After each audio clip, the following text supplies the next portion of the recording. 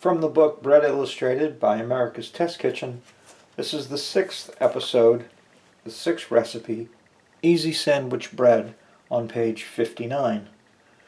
And I've got all the ingredients set out. The only exception, I haven't measured the flour yet, but there's 1 1/4 cups of water, plus 2 tablespoons,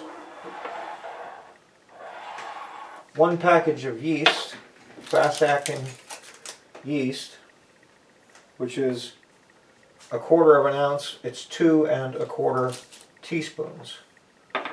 This is 1 tablespoon of honey and 3/4 teaspoon of salt. I've used vegetable shortening to prepare the pan. This is an 8.5 by 4.5 inch bread pan. It's ready to go. My stand mixer is here. It's ready to go. We're going to use the beater attachment, not the dough hook. This batter is going to be quite wet, so the water weighs 11 ounces. The total flour is 13 ounces. So there's quite a bit of water per ounce of flour. It's almost 1-to-1. It's not quite, but it's pretty high, which means this is going to be a very wet dough. In fact, the book tells us that it's really more of a batter than it is a traditional dough. But the benefit in that is that there's no kneading involved. Everything goes into the mixer, it mixes around, and then that's going to form the gluten, and we're going to let it rise in that bowl, and I'll show you how all that comes together. This should be it truthfully is an easy sandwich bread, as the recipe says. So now I'm going to add the 11 ounces of bread flour, and I've got my scale set. And they're calling for 11 ounces of bread flour, which is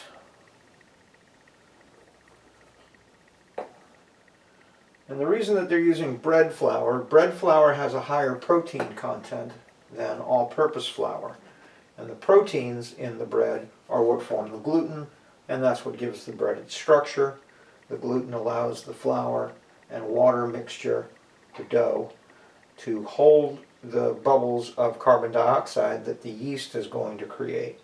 And so, because this bread isn't needed, although it is wanted, it doesn't have a traditional way to develop gluten. If you're going to take this out of the bowl, use less water, and then take it out and knead it on the counter, or use the dough hook and knead it in the machine, that's 11 ounces of bread flour, then you'd be developing the gluten. And you could use all-purpose flour, because you'd have a chance to develop that gluten, but you're not going to have that chance in this dough. And we need 2 ounces of whole wheat flour.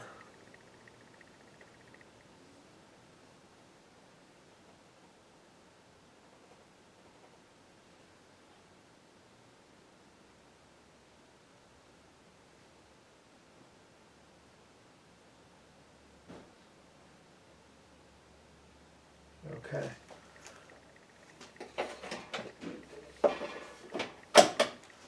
The whole wheat flour is going to give us the flavor. It's going to add some complexity to the bread, so it's not just a pure white bread. It'll have a little nuttiness to it. Alright, so the flours are whisked together.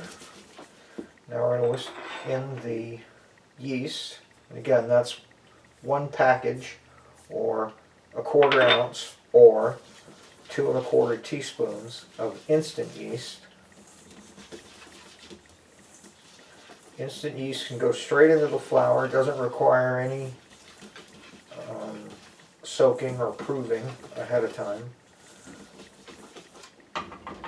Okay, and then this goes into the bowl.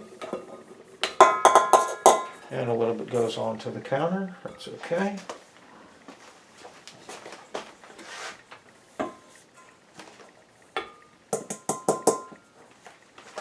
Alright. Get that out of the way. Well, I said I had all the ingredients, and I did, but my butter was in the microwave. So that's 3 tablespoons of melted butter. And we're going to add that.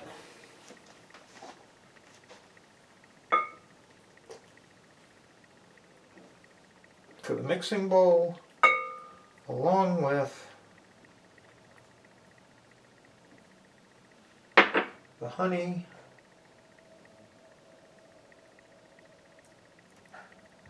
and the water.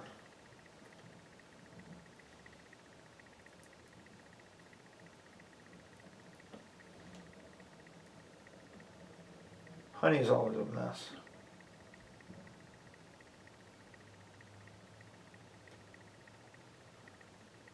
People say that a trick would be to spray the bowl with a little bit of vegetable spray before you measure the honey into it.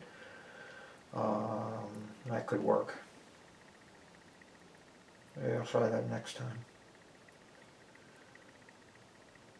And that's good enough. Now this 2 tablespoons of water and the 3/4 teaspoon of salt is going to go in later. Right now, we're going to turn this mixer on, first slowly. Yep, gonna make a mess. And away it goes. And we're going to let that run for 4 minutes. And then we're going to cover it tightly with wrap and let it rise for 20 minutes. So I'll just, when it's done, I'm going to turn it off. I'm going to raise this. I'm going to scrape that down. I'm going to put a sheet of plastic across the top and seal it down, and then wait 20 minutes. And it'll give it a chance to rest. And then we'll add the remaining water and salt. If you put the salt in too soon, it slows down the action of the yeast, and we don't want to do that yet. So we're just going to mix this for 4 minutes, and then come back, add the salt and the water, and then we'll go from there. So we'll see you in a bit.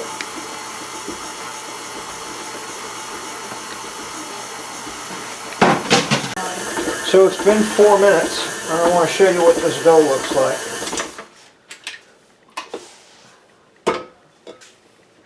You can see that it's quite wet.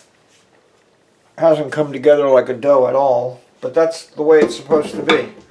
So I'm going to scrape the bowl down and get this cleared off.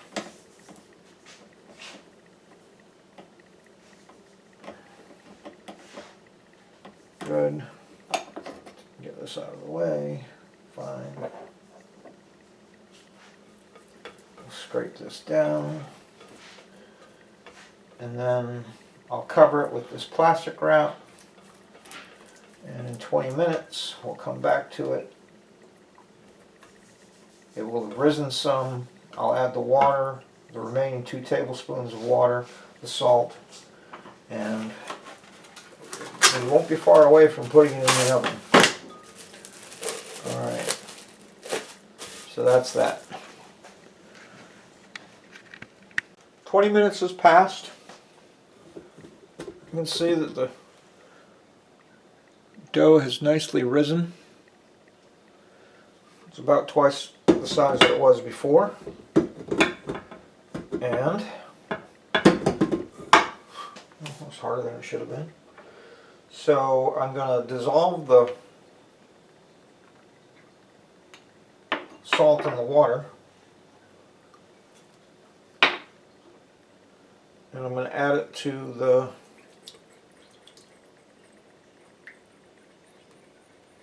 dough.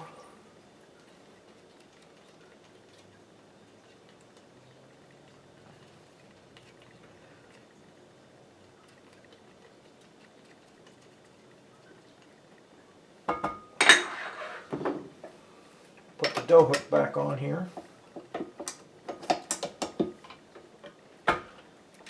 And we're going to start on slow because it's going to be messy. Not careful. The recipe says give it about 40 seconds. So let's give it 40 seconds. What I don't want to do is turn the speed up while it's still this loose, because that's going to make a mess. And I don't need a mess. Do you need a mess? No, you don't. Alright, that's good. Now I'm going to crank it up a little bit. There we go. Well, this is supposed to take just a minute.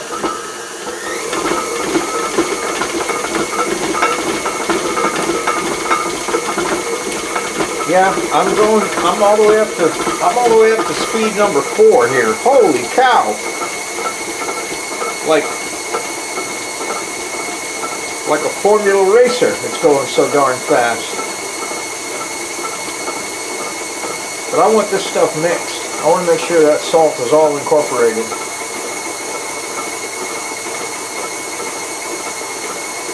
It doesn't hurt to build a little strength. Done. I'm going to preheat the oven, 375. And that's that. And now that's done. This is done. Bada bing, bada boom. I'm going to put the dough right here.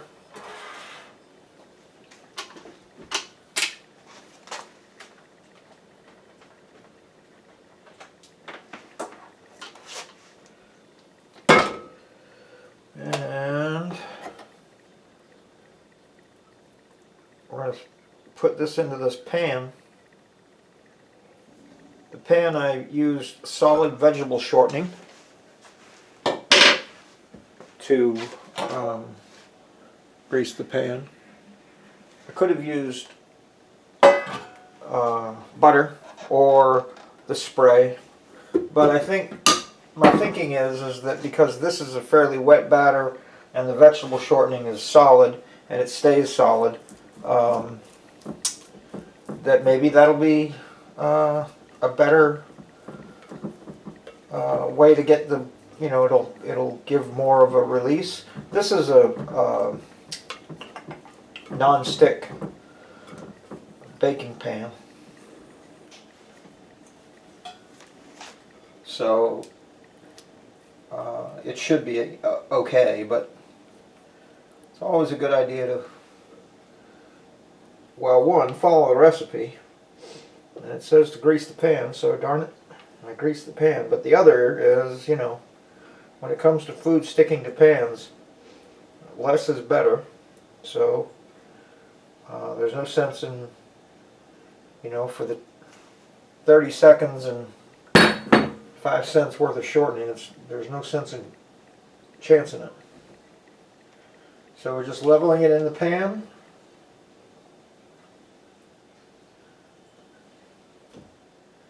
No. Darn it. Little, like Chef John says, little tappa. And that's that. Now, this has to sit for 15 to 20 minutes covered, and it should come practically to the top of the pan in that time. And then take the plastic wrap off, because you don't want the plastic wrap to stick to the dough. Take the plastic wrap off, give it another 5 to 10 minutes. So somewhere between 20 and 30 minutes to proof properly. And then the recipe says to brush the top after it's done, to brush the top with a beaten egg, but I decided I didn't want to do that because it takes a whole egg. You can't like use half an egg, you got to use a whole egg, and I'd end up with a scrambled egg in the refrigerator that I have no use for and ends up getting thrown away. So this is just a little bit of homemade buttermilk and honey mixed, and I'm going to brush the top of the loaf with that when the 20 or 30 minutes of proof time is up. And so I will see you in a few. Alright, the bread has risen. It's been at least 30 minutes. Probably more. It's probably been more like 40 minutes or so. I stopped counting. I just watched it. When the dough was almost to the top of the pan, I removed the plastic because you can see that the dough has risen above the pan now. If I left the plastic on, it would have stuck to the plastic, and then when you rip the plastic off, you risk destroying all of this nice rising that we've got. So now I'm going to brush the top with a mix of homemade buttermilk and honey. The honey should help it be shiny. The milk should help it brown. So we'll just brush it on there liberally. And the oven has been preheated. That's an awful lot of buttermilk, but c'est la vie. And into the oven it goes. And we're going to set a timer for 40 minutes. It could be done in 40. It may take 45. And that's that. We'll be back.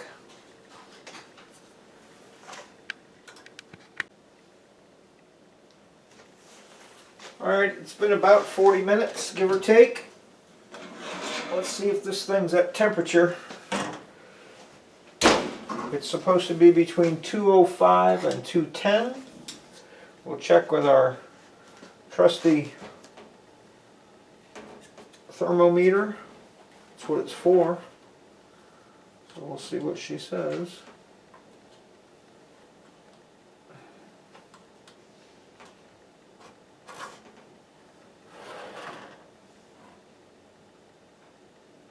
And it's done. It's over 205 and still climbing. 205, 206. That's good. 206. We'll turn the oven off. Looks pretty good. You say. I do say. And let's see if it turns out of the pan. Yes, it does. Look at that. Look at that. So that's where some of the milk went down onto the bottom of the pan. Isn't that funny?